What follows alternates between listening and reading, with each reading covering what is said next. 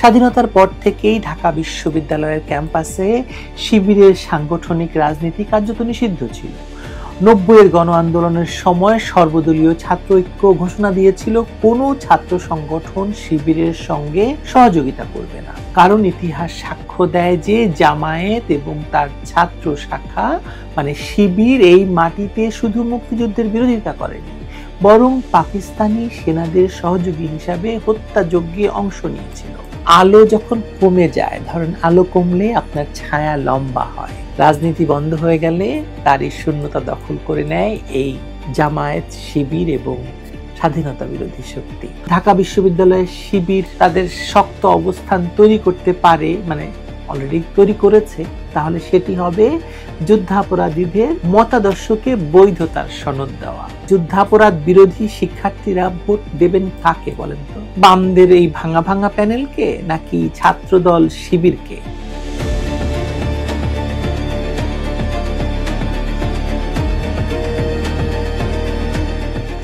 ঢাকা বিশ্ববিদ্যালয় শুধু একটি শিক্ষা প্রতিষ্ঠান নয়, এটি বাংলাদেশের রাজনৈতিক চেতনার জন্মভূমি, নাগরিক সাহসের প্রতীক এবং মুক্তিযুদ্ধের অন্যতম দুর্গ।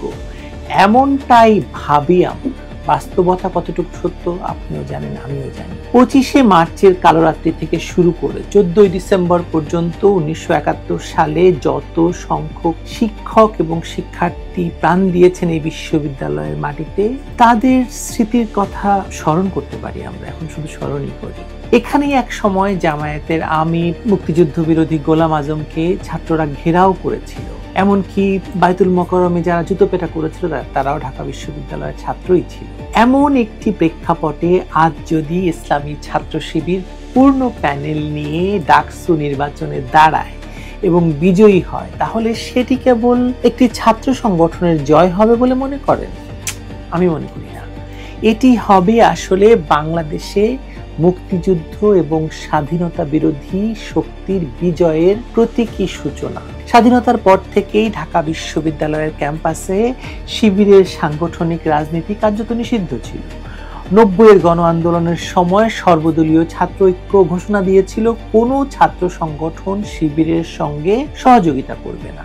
বিশ্ববিদ্যালয়ের সিন্ডিকেট থেকেও একই রকম সিদ্ধান্ত ছিল, কারণ ইতিহাস সাক্ষ্য দেয় যে জামায়াত এবং তার ছাত্র শাখা মানে শিবির এই মাটিতে শুধু মুক্তিযুদ্ধের বিরোধিতা করেনি, বরং পাকিস্তানি সেনাদের সহযোগী হিসাবে হত্যাযজ্ঞে অংশ নিয়েছিল। তার প্রমাণ আমরা দেখেছি যখন যুদ্ধাপরাধের বিচার হয়। কিন্তু 2025 সালের ডাকসু নির্বাচনে দেখা গেল সম্পূর্ণ ভিন্ন চিত্র। শিবিরের পূর্ণাঙ্গ প্যানেল ঘোষণা করা হয়েছে ইতিমধ্যে। এ যেন ইতিহাসের এক নির্মম ব্যঙ্গ, যেখানে গোলাম আজমের জুতোপেটা থেকে শুরু করে যুদ্ধাপরাধীদের বিরুদ্ধে ছাত্র সমাজের কঠোর অবস্থান ছিল, সেই একই ক্যাম্পাসে আজ তাদের রাজনৈতিক উত্তরসূরিরা বৈধ প্রার্থী হয়ে দাঁড়াচ্ছে। ভাবুন একবার, শিবিরের ডাকসু নির্বাচনে অংশগ্রহণকে অনেকে কেবল একটি ক্যাম্পাস ইস্যু মনে করতে পারেন, কিন্তু বাস্তবে এর প্রভাব বহু দূর পর্যন্ত বিস্তৃত। ডাকসু হলো জাতীয় রাজনীতির একটি লিটমাস টেস্ট। এখানকার নেতৃত্বের ধারা দেশের রাজনীতির গতিপথে প্রভাব ফেলবে বলে আমরা মনে করি এবং ফেলেও।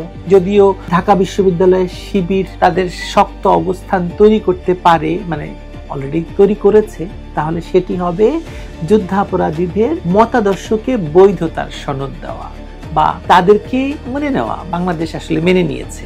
আরো ভয়াবহ হলো, এটি কেবল বিশ্ববিদ্যালয়ের নয়, গোটা রাষ্ট্রের এক প্রতীকী পরাজয়। কারণ যে প্রতিষ্ঠান মুক্তিযুদ্ধের সময় রক্তে ভেসেছিল, সেখানে স্বাধীনতা বিরোধী শক্তির জয়ের বার্তা যাবে যে বাংলাদেশ এখন আর মুক্তিযুদ্ধে মূল্যবোধে পরিচালিত হয় না বা বিশ্বাসও করে না, বরং আলবদর রাজাকারদের কাছে বাংলাদেশ এক প্রকার আত্মসমর্পণ করেছে। এই ডাকসু নির্বাচন কেবল বিশ্ববিদ্যালয়ের ভোট নয়, এটি ফেব্রুয়ারিতে যদি নির্বাচন হয় তাহলে যে সম্ভাব্য জাতীয় নির্বাচন, সেটির একটি মহড়া হিসেবে আপনি ধরে নিতে পারেন। বিএনপি দীর্ঘদিন ধরে ছাত্রদল এবং শিবিরকে এক মায়ের পেটের দুই ভাই হিসেবে উপস্থাপন করেছে। ফলে এই যে নির্বাচন মানে হতে যাচ্ছে ডাকসু নির্বাচন, এটি একটি ভাইয়ে ভাইয়ের প্রতিযোগিতা, ভাইয়ে ভাইয়ের নির্বাচন। সুতরাং যে ভাই জেতে না কেন, ফলাফল একই হবে। ডাকসুদের শিবিরের সক্রিয় অংশগ্রহণ বিএনপির জন্য হয়তো একটি বার্তা, তাদের আগামী দিনের রাজনীতির সঙ্গী কারা হবে, কে কতটা ভাগ বসাতে পারে। এই যে এত জরিপ হচ্ছে মানে বাংলাদেশে নির্বাচন নিয়ে, সেসব জরিপ টরিপের একটা ধারণা আপনি ঢাকা বিশ্ববিদ্যালয়ে পেয়ে যেতে পারবেন। অন্যদিকে ছাত্রলীগ এবং আওয়ামী লীগের অনুপস্থিতি পরিস্থিতিকে আরো জটিল করেছে স্বাভাবিকভাবেই, কারণ আওয়ামী লীগ এবং ছাত্রলীগ না থাকলেই বাংলাদেশ যে মুক্তিযুদ্ধ বিরোধী রাজাকারদের দখলে চলে যায় সেটা তো প্রমাণ হয়ে গেছে 2024 সালের এই জুলাই সন্ত্রাসের পরে। যে সংগঠনটি মুক্তিযুদ্ধের নেতৃত্ব দিয়েছে সেই সংগঠন আজ নেই এই ক্যাম্পাসের নির্বাচনে। ফলে যুদ্ধাপরাধ বিরোধী শিক্ষার্থীরা ভোট দেবেন কাকে বলেন তো? বামদের এই ভাঙা ভাঙা প্যানেলকে নাকি ছাত্রদল শিবিরকে? এই প্রশ্নের উত্তর যেদিকে যাবে, যারাই এই ভোটটি নিতে পারবে, এই মুক্তিযুদ্ধ আর যুদ্ধাপরাধ বিরোধী বা মুক্তিযুদ্ধের পক্ষের শক্তির ভোট, সেটি আসলে এই ঢাকা বিশ্ববিদ্যালয় তো বটেই, ডাকসু নির্বাচন তো বটেই, জাতীয় রাজনীতির দিক নির্দেশনাও দেবে এই ভোটের মাধ্যমে। এই ভোট যাদের পক্ষে যাবে, নিঃসন্দেহে ছাত্র রাজনীতি নামে সন্ত্রাস, দখল এবং দাপটের ইতিহাস ছিল, কিন্তু মানে হঠাৎ করে ডাকসু নির্বাচনের আগে রাজনীতিকে বন্ধ করে দেওয়া বা সংকুচিত করার যে প্রক্রিয়া মানে তৈরি হলো, তার সবচেয়ে বেশি সুবিধা নিচ্ছে শিবির। এবং এটি বোঝা যায়। ঢাকা বিশ্ববিদ্যালয়ের ভিসির কথা আমি বলবো না, কারণ আপনারা জানেন তিনি কে, তার রাজনৈতিক অ্যাফিলিয়েশন কি।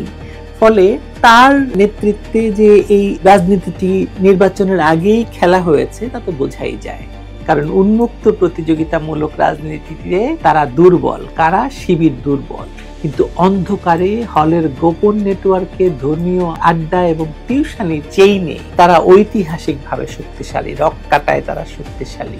আলো যখন কমে যায়, ধরেন আলো কমলে আপনার ছায়া লম্বা হয়, রাজনীতি বন্ধ হয়ে গেলে তারই শূন্যতা দখল করে নেয় এই জামায়াত, শিবির এবং স্বাধীনতা বিরোধী শক্তি। প্রমাণিত সত্য, প্রমাণ পেয়েছেন। ঢাকা বিশ্ববিদ্যালয়কে বলা হয় দেশের রাজনৈতিক স্কুল। এখান থেকে যে বার্তা যায় সেটি সারা দেশে প্রতিধ্বনিত হয়। যদি এখানে শিবির জয়ী হয় তাহলে সেই বার্তা হবে বাংলাদেশে মুক্তিযুদ্ধের পক্ষ শক্তি পরাজিত আর স্বাধীনতা বিরোধী শক্তি এখন কর্তৃত্বশীল। আর যখন গোটা দেশে মুক্তিযুদ্ধ এবং স্বাধীনতা বিরোধী শক্তির অবাধ বিচরণ ক্ষেত্র তৈরি হচ্ছে, তখন ঢাকা বিশ্ববিদ্যালয় বা বাদ থাকবে কেন? তবে মনে রাখা দরকার, ঢাকা বিশ্ববিদ্যালয়ের ইতিহাস বারবার প্রমাণ করেছিল এখানেই প্রথম মশাল জ্বলে, এখানেই প্রতিরোধ গড়ে ওঠে। তাই শিবিরের জয়কে অনিবার্য মনে করলে তা হবে আত্মসমর্পণ। দেশটাই যখন আত্মসমর্পণ করে বসে আছে, তখন ঢাকা বিশ্ববিদ্যালয়ের শিবির বিজয়ী হলে কি হবে সেটা নিকট ভবিষ্যৎ অবশ্যই বলে দেবে। তারা জিতবে না হয়তো, কিন্তু তাদেরকে জিতিয়ে দেওয়া হলে আপনার আমার তো কিছু করার থাকবে না। আমি তো দেখতে পাচ্ছি তাদেরকে জিতিয়ে দেওয়ার সকল আয়োজন চলছে সমান তালে। ছাত্ররা তো আছেনই, শিক্ষকরা আছেন, শিক্ষক নেটওয়ার্ক আছেন এবং বাকিরা প্রশাসন তো আছেই তাদের পক্ষে। তাদের জয় হলে কি হবে? ছাত্রদল কি পারবে এই জয় ঠেকাতে? আমার মনে হয় না। বিএনপি কি শিখবে এই নির্বাচন থেকে তা দেখার অপেক্ষায় আছি। ভালো থাকুন।